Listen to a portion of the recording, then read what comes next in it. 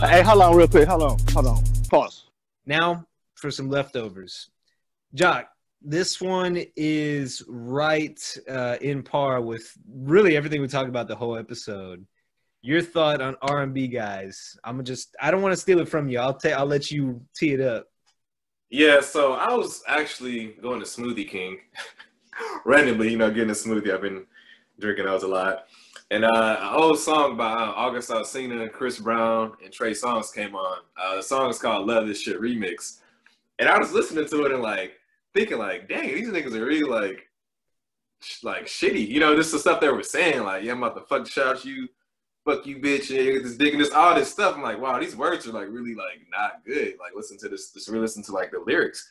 And so it made me start thinking of other stuff damn, every R&B dude that I know, new age, are, fuck boys, or they're toxic in a way. It's nothing positive that they're actually saying to women. They really are just just belittling them, and I'm like, damn, this shit's, it made us me growing up too, just being more mature.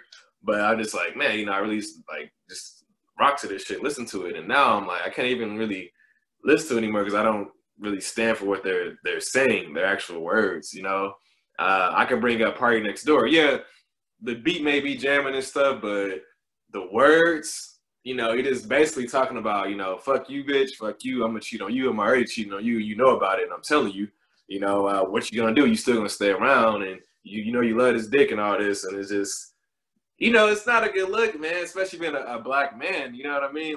It's just, we gotta be more, I don't know, positive. Back in the day, right? I could bring up Bobby Brown right now.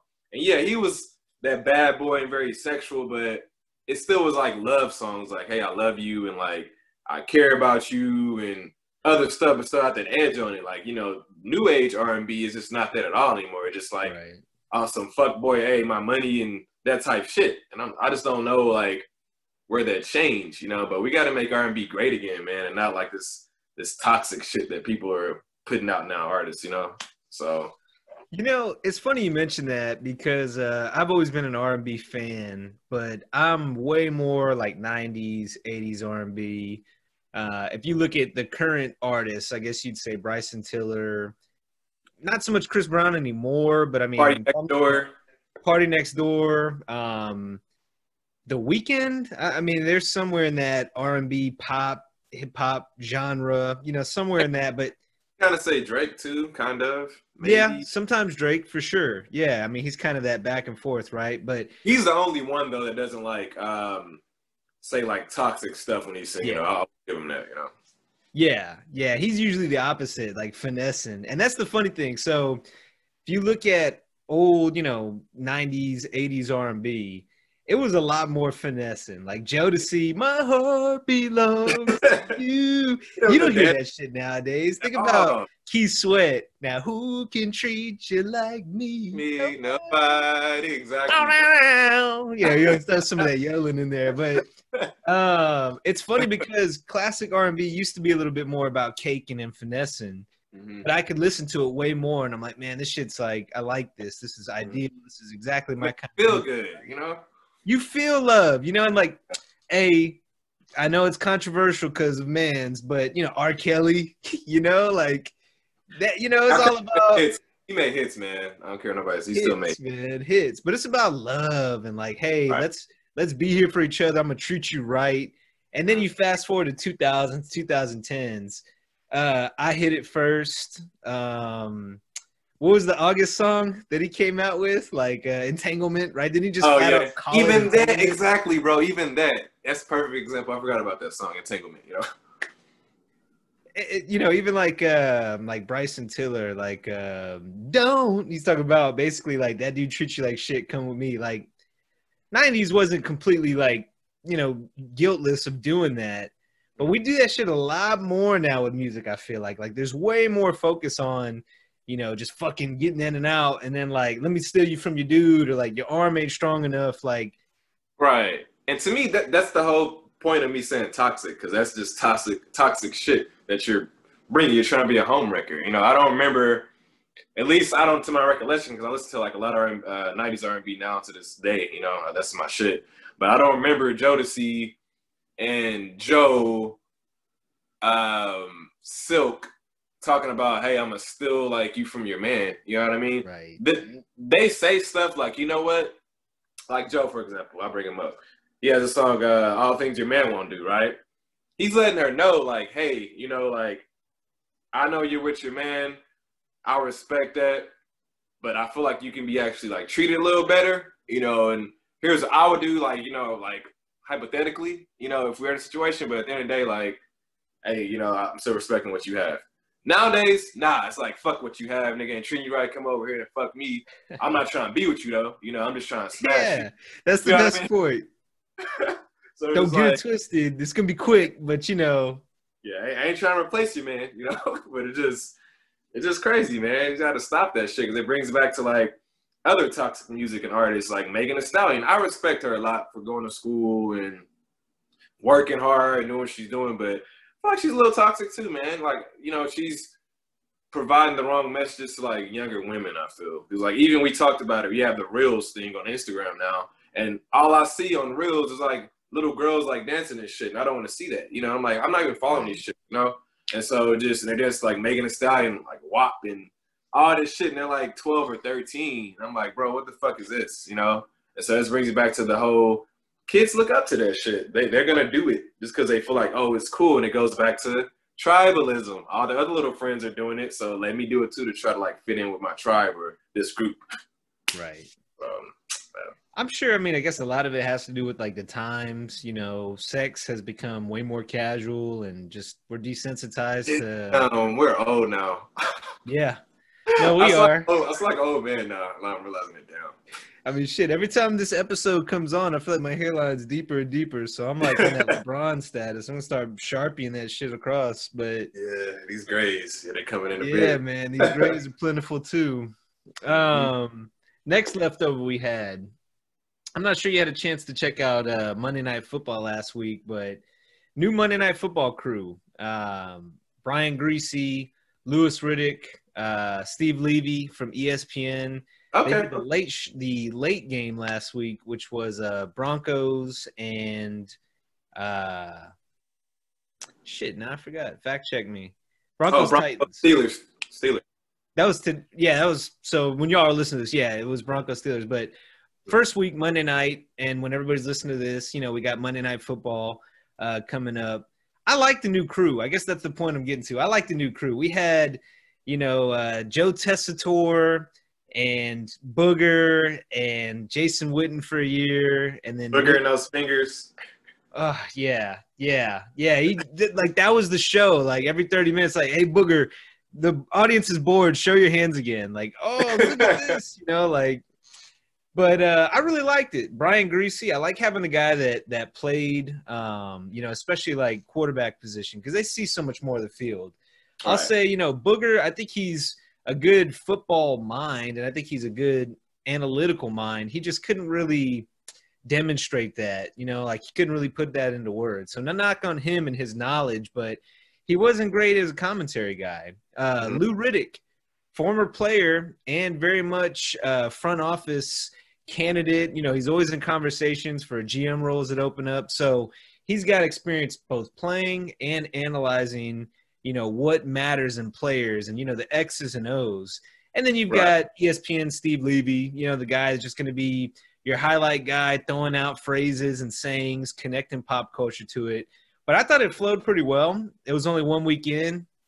I'm not saying that that's, you know, Al Michaels and John Madden, but compared to where we were last year, I'd say it's like night and day difference. Compared to like the Witten days. But no, seriously, man, that actually makes or breaks a game, like how it's being commentated on, you know. People are calling the wrong plays or like the wrong names, you know, that throws shit off. It's like, you know, that wasn't him that scored the touchdown, or it wasn't him that got the first down, or that's not like a out route, or, you know, like, what are you saying? You know, like, you don't really know what you're talking about. So that just makes you not as into the game because you want them just to shut up and not talk so you can, like, watch the game.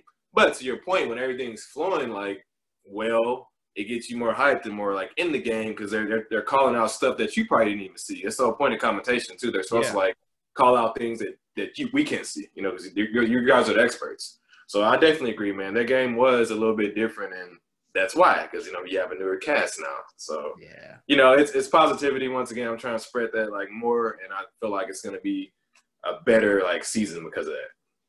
I will say this too. While I backed Brian Greasy and having quarterbacks on the call, they also seem to just fall off a cliff at one point.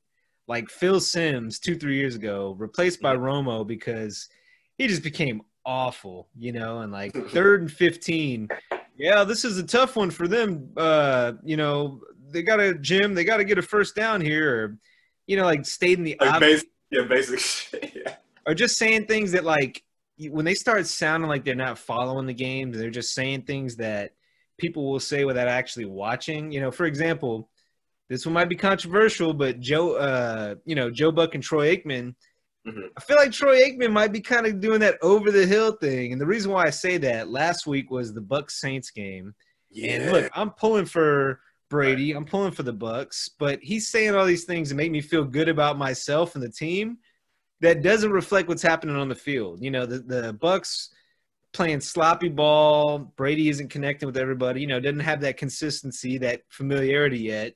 Right. And he's just like, yeah, Joe, this game is not going well, but I wouldn't be surprised if this team is in there in the NFC conference game, finals. Like, yeah, I get all that. Like, I'm hoping and thinking that too. But tell me what's happening on the field. Well, Brady really working with this Scotty Miller guy. It's like, you're just stating the obvious, man. Tell me, where the defense is breaking down, or tell me why they scored there, or why they got the first down, like what happened, where, give me the insights.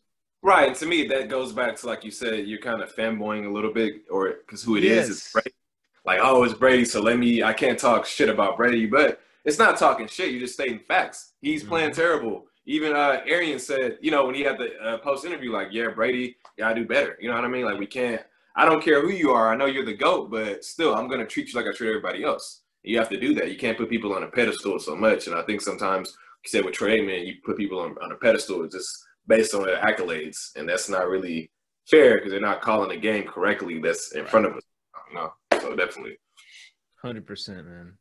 The other part that was interesting, so we had, Greasy, Riddick, and Levy. Then they had Kirk Herbstreit and Fowler, the college guys covering the first game. Yeah. The reason why I bring the college guys up, Big Ten coming back. So we talked a couple weeks ago about Big Ten football, just saying no, let's not do it. But, some of the arguments I had is why? Like, is that like canceling football? Why? Like, you've still got campus life. You still got all these college kids probably just going out, partying, doing shit anyway. You look at the NFL, knock on wood, there haven't really been a ton of cases. I think the case count has been far below 1%. Right. College football has been similar. When you put people on the field, their odds are they're not going to transmit it on the field. You do the constant rapid testing. Somebody has it, hey, let's set you out for a couple of weeks. Get, everybody else in that's healthy. It seems like it makes sense. Like, you can find ways to make football happen. The craziest part about the Big Ten saying that they weren't playing football was high school football in Ohio was going.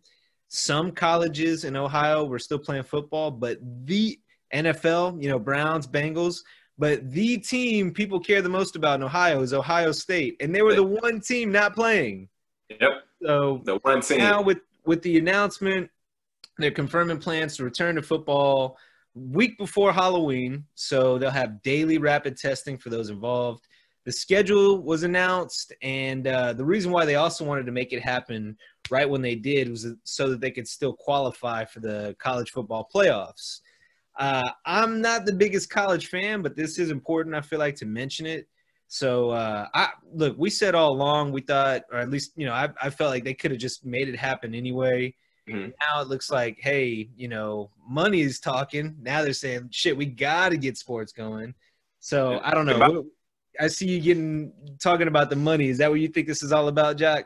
Well, also, I think it's about the money for sure. That's why people flip-flop because, you got big pockets that people are paying for this, big corporations. Also, it goes back to what we're talking about, tribalism, groupthink. Everybody else is playing now. Everybody else is doing it. Shit, we should do it too because we're one of the top schools. They weren't really thinking for themselves because my thing is COVID is going down.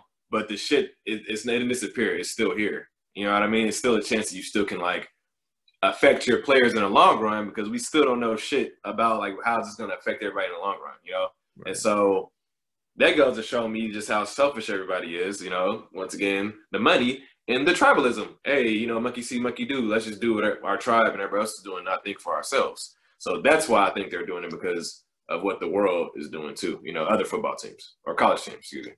Right. And I can understand some apprehension, like, hey, let's try to get some data.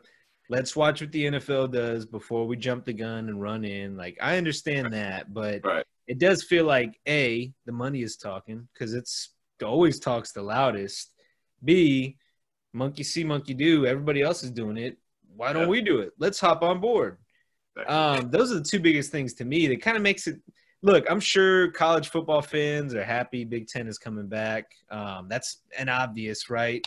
But, you know, the thought process behind it just kind of seemed predictable and disingenuous. Just, hey, come out the gates, play.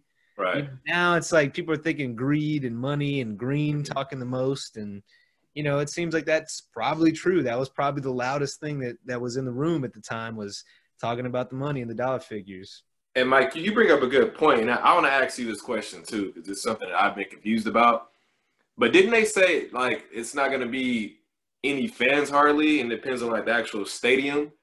I'm not seeing that. That's why I'm bringing up because like every game that I've been watching, I'm seeing fucking fans there. Like the Cowboys, like you brought up earlier, that's the most fans that I've seen so far. You know, just out there, just woo, cheering and booing, and so I don't think that's setting a good message, man. If I'm being honest with you. People are seeing like all these people in the crowd, college football's coming back and the same type thing. Us regular people are going to think, okay, this shit went away. We're good now. We can like do whatever.